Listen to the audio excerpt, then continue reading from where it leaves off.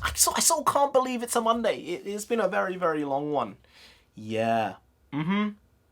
Unpredictable, to say the least. But I'm going to be talking here about something I don't really do on this channel. I'm going to be talking economics. I'm going to be talking the stock market, specifically oil. Now, don't take everything from me. I'm just trying to explain things which some people have asked me, because for some reason people think I know things as a moth in the room, so I'm sorry about that. Hyper professional here, you know, all these fiction books and moths.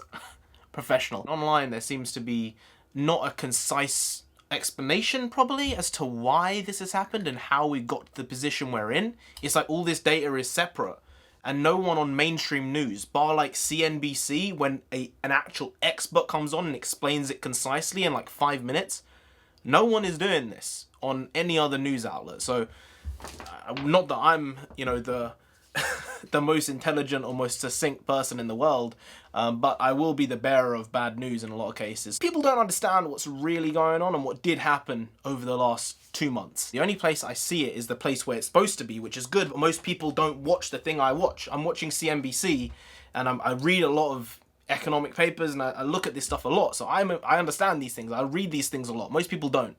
So I'm trying to just explain this to someone who has no understanding about what's going on right now and why we're in the position we are in with oil. Forget today, because there are going to be headlines all over the place tomorrow about why oil was negative $35 a barrel. The May future contracts just went negative. It happened in Canada early in the morning. And when it happened in Canada, I was like, if it happens there, then it's all fair play that it can happen in America with crude. And it's negative $30, which is absolutely insane. We'll ignore that just because I think that just speaks to actual genuine structural issues within the market. And I don't know if it's the underlying problems or if there are additional issues that we are not aware of, because the market should be reacting a lot more skiddishly to what's happening right now than it is. And that confuses me a little bit, unless it's just, I have no idea. Honestly, this is like unknown territory in a lot of ways.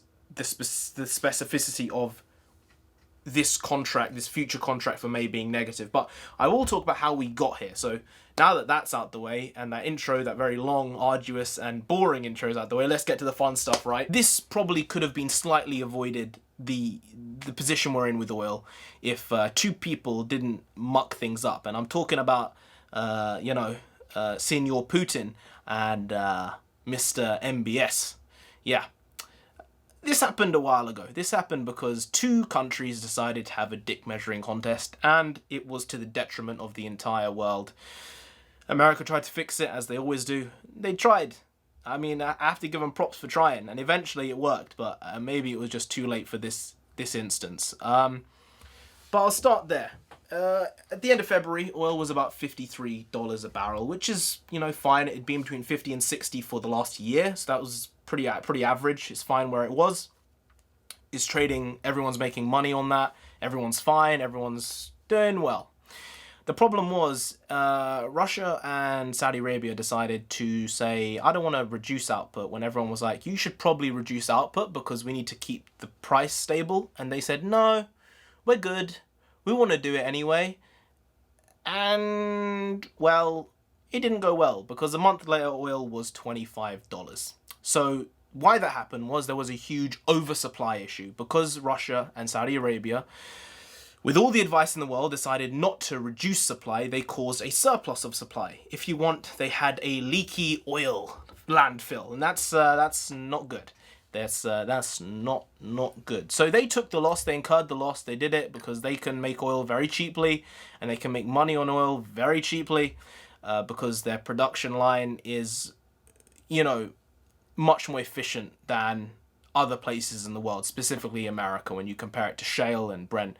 When you compare it to shale over in America compared to Brent, it's very, very different. So shale is about, I think, $30 to produce, and for Saudi Arabia and Russia, it's like $10 a barrel, I think, in Saudi Arabia, even less. And in Russia, it's slightly more than that. So they're making money on oil regardless of the price. The problem is they're both very oil-heavy economies, so Russia needs a much higher oil price to balance their overall budget, and Saudi Arabia needs an even higher oil price to balance the budget. But they said, we'll take it on, and we'll basically shoot each other in our own feet, just to stick it to the other one. And that caused the oversupply. Now that decreased the price, as I said, along with the pandemic, because we can't let that go unnoticed in this situation. The pandemic caused a shutdown of global economy, basically. That's what happened with the pandemic. Reduced demand, everything is gone. There's no personal demand. You know, in your homes, you're using less fuel in general. You're not using your cars. If you look commercially, businesses aren't running. There's no electricity costs. And if you want to go commercial, as in airlines, mines, all these auxiliary, industries off of oil, and they're based on oil. You need oil to do these things. They are not working right now, either because the pandemic has said you're not allowed to be within certain distances of each other, or it doesn't make sense for you to be working in this case. So demand is down. So now you've had oversupply, and you'd think with oversupply that demand is going to be up because essentially prices are low. But the prices didn't really do what we thought they would, because everyone was at home anyway, and demand didn't really shift in the way everyone thought it would. But there was a particular group of buyers of the oil who were basically propping up the market where it was about $25 a barrel for quite a long time, and that was basically every major economy in the world who were buying a ton of oil supplies. They were filling themselves up until they were stuffed till their tummy was full. And now we're at a point where all of their tummies are full and we don't have any more space to put the oil. And because of that, now there's no natural buyer for the oil. And that's why we get into a state we did today, where the contracts for this future on May for crude was negative $35 a barrel. So we have a situation where we had oversupply, which should lead to higher demand because prices come down, which didn't happen because there was so little demand because of the pandemic. And then countries have gone and bought the supply by building up their own reserves. If you're following me here, I think I've been as succinct as possible with this line of thought here. And then last week, what happened was Russia and Saudi Arabia decided to join with OPEC++ and reduce the amount of barrels that they were selling by 10 million barrels a day. Now, that in a normal circumstance would shoot the markets up, and it did indeed. But this is what is called in the markets a dead cat bounce. Yes, so the markets sort of bounced like a dead cat would off of a... That's just a saying, all right? I don't know. But it was a false indicator from last week, because oil basically crude went from 21 at the beginning of April to 28 in the space of very little time, because Russia announced a deal with Saudi Arabia and the rest of oil producing nations. And everything seemed to be tickety-boo and fine and dandy. And I was like, not buying this because it doesn't make sense. There's no demand for the oil. So why would the price go up? You've just reduced supply, but you haven't reduced supply enough.